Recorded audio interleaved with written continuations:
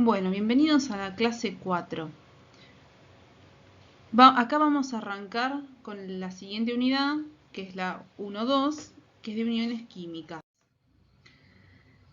Hasta ahora habíamos hablado solamente de los elementos por separados. No habíamos visto qué sucede cuando se empiezan a interaccionar entre ellos, por lo que esta segunda parte va a tratar más que nada de eso.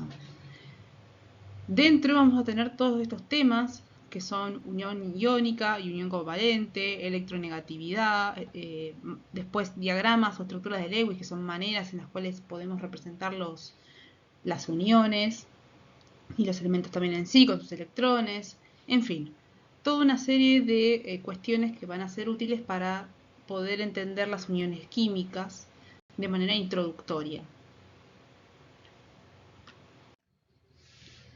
Pero antes de arrancar con todo eso, tenemos que repasar algunas cosas que ya deben haber visto en segundo, y si no, bueno, aquí las pueden terminar de afianzar. Primero, tenemos que recordar lo que es la materia. La materia es todo aquello que ocupa un espacio y tiene masa. Se le puede medir la masa y el peso. Y recordemos que la masa es la que es constante sin importar dónde nos encontremos, mientras que el peso sí cambia, depende de la gravedad. Por ejemplo, no es lo mismo pesar una masa en la Tierra que en la Luna. ¿Por qué? Porque se tiene que multiplicar por la gravedad, que la gravedad local es la que varía, pero la masa es la constante. Además, vamos a tener la composición de la materia, que va a estar determinada en cómo está formada, qué cantidad de cada componente. ¿Qué quiero decir con estas dos cosas? Es decir, cómo está formada el agua, por ejemplo. Sabemos que está formada por hidrógeno y oxígeno, pero ¿en qué cantidad? No es lo mismo que haya 3 hidrógenos, 3 oxígenos, o sea, eso no formaría el agua. ¿En qué cantidad? Bueno, 2 hidrógenos y 1 oxígeno, una cantidad de 2 a 1. Después, si recordarán, las propiedades de la materia son las características que poseen los objetos y que nos sirven para diferenciar distintas muestras de materia. Y acá antes de seguir, quiero aclarar el tema cuando hablo de muestras, porque por ahí lo voy a estar repitiendo bastante y ustedes por ahí no van a entender qué quiero decir con muestra. Bueno, la muestra básicamente es de un todo una partecita que uno toma para estudiar, para ver, porque uno no puede analizar el todo, uno siempre va a ir a ver una parte, uno mide una sección del todo. El todo es infinito, es imposible medir todo. Por ejemplo, para hacerlo más visual, tenemos una masa grande con la que vamos a hacer ñoquis. ¿Ustedes agarran toda la masa y hacen el ñoqui directamente? No, agarran una partecita. Bueno, esa partecita va a ser una muestra. En esto sucede lo mismo. Cuando tenemos una materia X y queremos analizar sus propiedades físicas y demás, tomamos una parte de esa materia. Así que muestra hace a esa referencia. Volviendo a las propiedades de la materia. Entonces, características que poseen los objetos y que nos sirven para diferenciar distintas muestras dentro de la misma materia. Tenemos dos categorías. En realidad hay varias categorías, pero principalmente las vamos a dividir en estas dos. Propiedades físicas y propiedades químicas. Las propiedades físicas son aquellas que una muestra posee mientras no cambie su composición. Brillo, color, el olor, el sabor, el punto de ebullición. Más allá de esta definición, es bastante sencillo de pensar las diferencias físicas y químicas, porque uno como que hace más relación lo físico con algo más palpable, es decir, lo que uno ve. Uno ve el color o uno siente el olor, en fin. Después tenemos las propiedades químicas, que seguramente ustedes están pensando más bien en átomos, y está bien esa idea, porque está asociado con la capacidad o la incapacidad de cambiar la composición bajo determinadas condiciones. En toda transformación química hay formación de nuevas sustancias por composición diferente a las de partida. Quizás esta definición es un poco confusa, pero ustedes tienen que pensar eso que veníamos diciendo. Los átomos que componen esa materia. Por ejemplo, tenemos un hierro y lo ponemos a la intemperie y se empieza a oxidar. ¿Qué empieza a pasar? Esos átomos empiezan a cambiar. Es decir, ese hierro pasa a estar oxidado. O también pasa lo mismo con el papel, que se quema. Si ponemos fuego, ese papel deja de tener estructura de papel. Las moléculas empiezan a modificarse. Esa es la idea de los cambios químicos. También a su vez, la materia, las propiedades de la materia, se pueden clasificar en dos, que esto seguramente lo habrán visto cuando vieron cambio de estado, que pueden ser en propiedades extensivas y propiedades intensivas. La diferencia entre estos dos tipos de propiedades son que las extensivas sí dependen de la cantidad de materia. Por ejemplo, masa y volumen. Si yo tengo más materia, tengo más masa y tengo más volumen. En cambio, las intensivas no dependen de la cantidad de materia. Es decir, si tenemos más masa o más volumen, no va a cambiar estas propiedades. Por ejemplo, de vuelta, el olor, el color, el sabor. O sea, si tenemos una gota de tinta va a ser igual de negro que un vaso de tinta. También vamos a tener el punto de ebullición, el de fusión. Estos son conceptos importantes, pero bueno, nosotros ya no vamos a hablar de eso, ya lo vieron el año pasado. Ahora sí, entrando más bien a las uniones químicas, vamos a ver que la materia puede estar formada por sustancias puras, que van a ser elementos o compuestos, y mezclas, que pueden ser homogéneas o heterogéneas. Esto lo vamos a ver más adelante. Este concepto es importantísimo. Los bloques de construcción básicos son los átomos. O sea, ustedes tienen que empezar una casa hecha por ladrillos, los ladrillos serían los átomos. Los átomos son la menor porción de un elemento que conservan todas las propiedades químicas del mismo. Esta es una definición que deben haber visto miles de veces, importantísima de saber. Los elementos no pueden descomponerse química ni físicamente en sustancias más simples. O sea, todos los elementos que nosotros vimos ya en la tabla periódica y los ejercicios, el argón, el oxígeno, etc., no los podemos separar. O sea, el oxígeno es el oxígeno entero, no se puede fraccionar en mitad de oxígeno. Lo cual va a ser distinto con lo que pasa con las moléculas. Las moléculas son conjuntos neutros de átomos que pueden ser iguales o diferentes, que se comportan como una unidad. Es decir, vamos a tener varios elementos y estos elementos podrían separarse de manera química, cosa que no podía suceder con el elemento solo. La molécula, que es esta unidad de materia, consiste en dos o más átomos unidos por un enlace químico y constituye la mínima porción de sustancia que se conserva todas las propiedades físicas y químicas de la misma. Importante entender el enlace químico, es decir, es la unidad de materia que une dos átomos. Las moléculas pueden estar formadas por átomos iguales y en ese caso hablamos de elementos diatómicos. Di viene de dos, atómico, bueno, de átomo. Por ejemplo, oxígeno 2, nitrógeno 2, hidrógeno 2, flúor 2. ¿Qué significa esto? Significa que este compuesto está formado por, en el primer caso, dos átomos de oxígeno. En el segundo caso tenemos dos átomos de nitrógeno y así. Podemos representarlo de esta manera, haciendo una barrita en el medio, en la cual forma el enlace. Después vamos a ver bien cómo son realmente las representaciones, pero como para que vayan teniendo una idea visual. Las moléculas pueden estar formadas por átomos también distintos. Vimos entonces elementos iguales, elementos diatómicos. Si son distintos, ya hablamos de compuestos. Por ejemplo, el agua nuevamente, ¿por qué? Porque tenemos un oxígeno y dos hidrógenos. El cloruro de sodio, este sodio-cloro, que es la sal de mesa, tiene un átomo de sodio y uno de cloro. El azúcar, bueno, es una molécula compleja compuesta por carbono, oxígeno e hidrógeno.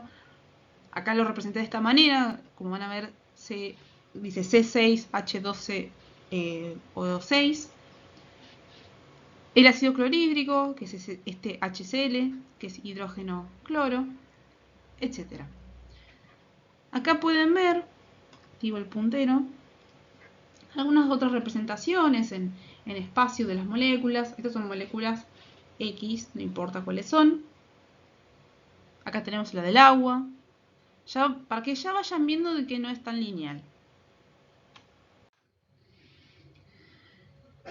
Bueno, entonces, sustancias simples. Los átomos pueden combinarse de distintos modos, formando los diversos materiales que nos rodean en el día a día. Pueden haber sustancias que se vean muy distintas, pero sean iguales. Ahora vamos a ver un caso. Sustancias que parecen muy diferentes entre sí pueden contener átomos de un mismo elemento, que hablamos sustancias simples. Y el ejemplo clásico es el del grafito y el diamante. El grafito, como deben saber, está en nuestros lápices, es esa sustancia oleosa, muy blanda. Y el diamante es una sustancia totalmente opuesta, es cristalina, es clara, es el elemento más duro que existe, pero los dos están formados por el mismo elemento que es el carbono. La diferencia es que está en que si bien los dos están formados por carbono, la manera en la cual están dispuestos los átomos son distintas, es decir, ese arreglo espacial tridimensional es el que cambia. Acá algunos ejemplos de sustancias simples. Tenemos el azufre, que tiene este color amarillento. Recuerden que la tabla periódica estaba, azufre. El nitrógeno, que es gaseoso.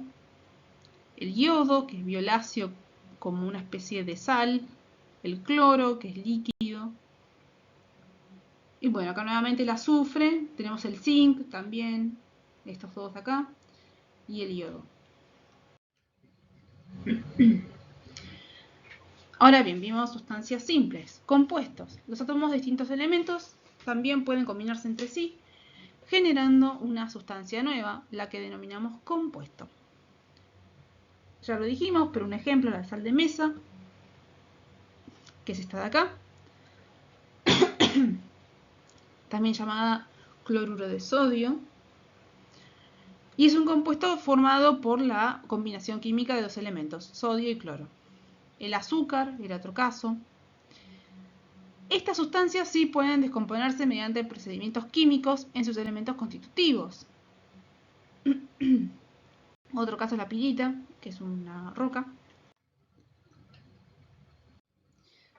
Bien, y ahora vamos a hablar de algo que también habíamos mencionado al principio de esta clase, que son las sustancias puras y las mezclas.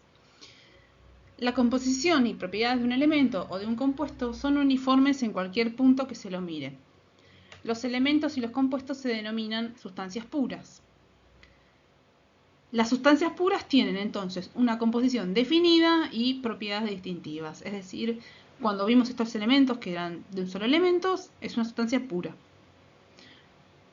Pero también podemos tener mezclas. Las mezclas, por lo tanto, en cambio, son una combinación de dos o más sustancias en las que cada una de las sustancias mantiene su identidad. Y se las clasifica en mezclas homogéneas y mezclas heterogéneas. En las mezclas homogéneas, la composición y propiedades son uniformes en cualquier parte de la muestra. Nuevamente recuerden muestra, es decir, si tomamos una muestra de un todo, vamos a ver que es uniforme. Un ejemplo es el aire, que es una mezcla homogénea de varios gases, que entre ellos está el nitrógeno y el oxígeno. El agua de mar es una mezcla homogénea de agua, cloruro de sodio y otros tantos, etc.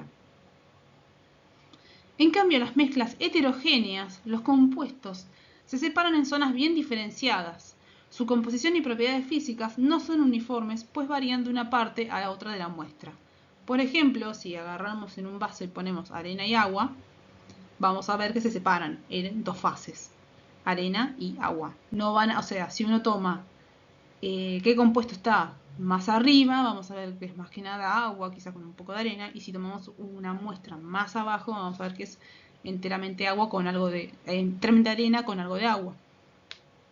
Lo mismo pasa con la madera, que depende donde uno tome, donde uno mire. Un trozo de madera puede ser la corteza, puede ser más en el interior, y las propiedades, la cantidad de agua, la composición celular, etcétera, es distinta. Acá un resumen. Entonces, sustancias puras tenemos simples o compuestos. Y las mezclas pueden ser homogéneas o heterogéneas. Acá no sé si se diferencia, pero el homogéneo tiene dos azules, uno rojo, dos azules, uno rojo y así. En cambio heterogéneo es como que esto no es tan determinado como este. Bueno, resumen de lo que vimos recién. Entonces, ¿cómo sé de qué se trata la materia que estoy evaluando?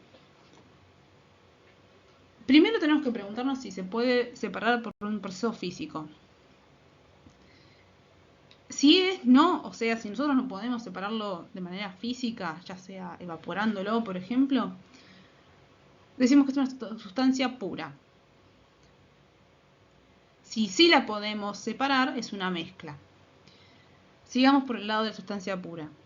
Entonces, si no la podemos separar por un proceso físico, es una sustancia pura, y entonces luego nos preguntamos, ¿puede descomponerse por un proceso químico? No. Eso sería un elemento, como los elementos de la tabla. Esos no se pueden separar más allá de su elemento base. Si sí los podemos separar, es un compuesto, una molécula. Volviendo para atrás, si lo podemos separar por un proceso físico y es una mezcla, podemos preguntarnos si es totalmente uniforme. Si sí lo es homogénea, y si no lo es heterogénea. Así es como se tiene que leer este gráfico. Bueno, con otro gráfico que más o menos es lo mismo, más diagramado en cuanto a lo que más o menos uno vería, átomos iguales en los elementos, compuestos son moléculas todas iguales, las mezclas pueden ser, digamos, todas más o menos un patrón similar o una diferenciación aquí abajo de estas. Entonces, lo que acabamos de ver, lo que es importante que ustedes fijen y vuelvan a ver para atrás si es necesario, les voy a dejar un PDF para que lo puedan repasar de cualquier manera, son estos conceptos.